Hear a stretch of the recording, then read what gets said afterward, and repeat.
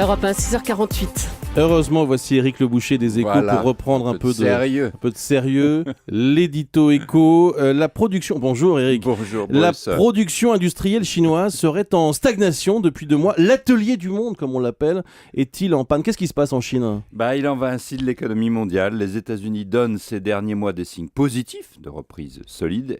Et en même temps, la Chine donne des signes d'essoufflement. La production industrielle, vous l'avez dit, a régressé en juin, après une première contraction en mai.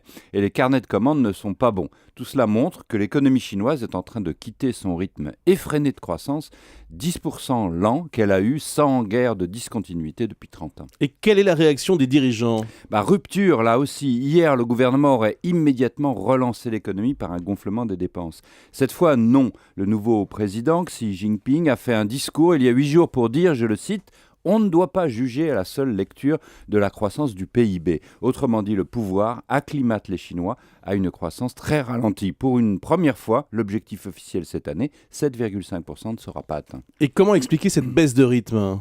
Le modèle chinois de croissance change. Hier, c'était de l'exportation et des investissements publics pharaoniques.